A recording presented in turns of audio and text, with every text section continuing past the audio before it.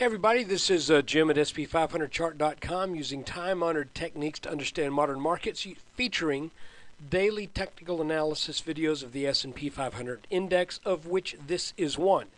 It is after the close on November 3rd, 2011. Before we take a look at the video, I need to remind you that SP500chart.com and this video are for educational purposes only. Nothing stated at the site or in this video is intended to be used as investment advice. I can draw lines on charts, but you have to draw your own conclusions from your own research and make investment decisions that are suitable for your personal financial situation. And finally, I am not a licensed financial professional. I'm just a guy that draws lines on charts. So let's look at the S&P. Okay, we are looking at a 30-minute chart, and basically I want to use this to kind of lay the foundation for what we're going to look at. And basically, I believe that this is an important trend line that developed after we made this bottom back at about 1080 back in early October. And that line actually should be there. So once we got over this orange line, it looked as if we were going to go sideways and maybe come down and test this, but the market said, no, we're going to crank right on up. This is the neckline to the head and shoulders top. If you need to see that again, there it is. Let's extend that on back. There's our left shoulder, head, right shoulder. Going back to the 30-minute chart. So we've got this, what appears to be a rising channel, and this top line is kind of open to interpretation because the tops are running ragged. The bottom's lined up fairly well, and you could see when this when this line and this line broke, it created a fairly swift down move, which was about 5% off of this top up here. So anyway, what I want to look at now is what's been going on after we made this bottom right here just under 1220. And we can do that by looking first at a 10-minute chart. And in yesterday's video, I had identified what I thought was going to be an ascending wedge that would lead to a pullback to that broken channel line, which is this blue line right here.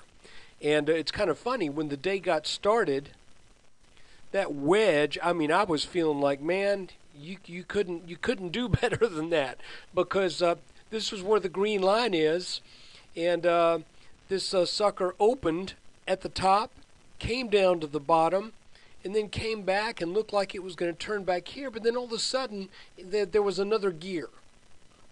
And that gear said, and I can't really talk for the markets, but it was as if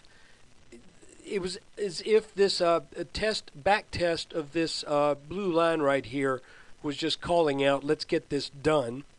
And for the last half of the day almost, the S&P had established what appeared to be a new little rising wedge. And again, these patterns, they change. So what looks like a rising wedge today, tomorrow, if it pokes on up out of here, could turn into a channel.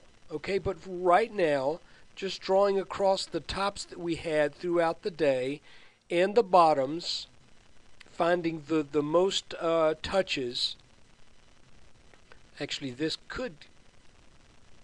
line here could go a little higher, but you see what I'm saying. I'm looking at these light green lines right here, and I kept thinking, if this breaks, then we should come on down and test this darker green line at the bottom of the larger wedge. But that never broke.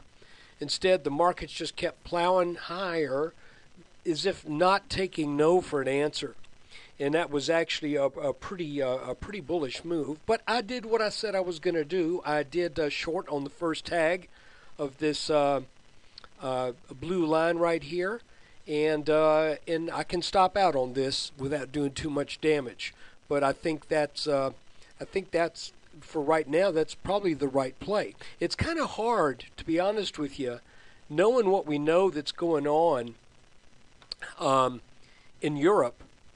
It's a little hard for me personally to figure out who's excited about investing in this market right now, unless the idea is the worse Europe looks, the better we look.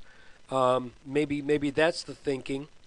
But so anyway, that was today. I was expecting a move to the mid 1250s, 1256. I thought was a very likely target today, and as a matter of fact, when the futures were down so much in the middle of the night, I was going, darn, we're not going to get that 1256. But actually got 1256 and then some. And so that's kind of what I'm seeing right now. If you also look, there may be some resistance from this gray line right here that looked like it was tested a couple of times, and then finally when it broke, that led to a pretty swift gap down on the next day. So look, the markets apparently are still very volatile and very joined at the hip, so to speak, to the news cycle coming out of Europe. Let's extend this right here. You can see that that it looks like we have made a full back test of this blue line. Let's see what happens tomorrow. You got to watch it like a hawk. So be careful, long or short. You know, I wouldn't want to be long here. I'm much more comfortable being short. But you know, this kind of volatility again is not easy to get a firm handle on. I will tell you, this whole pattern here still looks like it needs to turn down. It looks like this needs to fall out. When this line breaks right here, it should be a pretty swift down move to the, let's say at least the 12 teens. But until that happens, it hasn't happened. So please, you know, use your own due diligence, do your own charts, and try to make sense of this. But for right now, it looks like we got that back test that we had been looking for. And whether or not that turns back from there, that would be the typical action. But I can't tell you for sure that it will, because this market is definitely funky. So look, I appreciate you watching the video.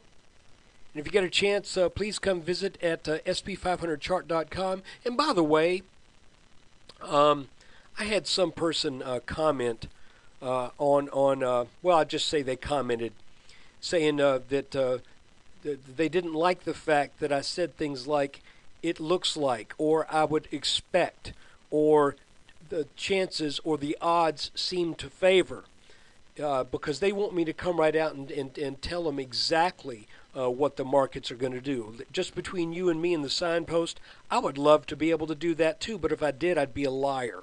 So I'm not interested in trying to take some authoritative tone and tell somebody this is what the markets are going to do, because we've all had enough of those kind of people in doing analysis.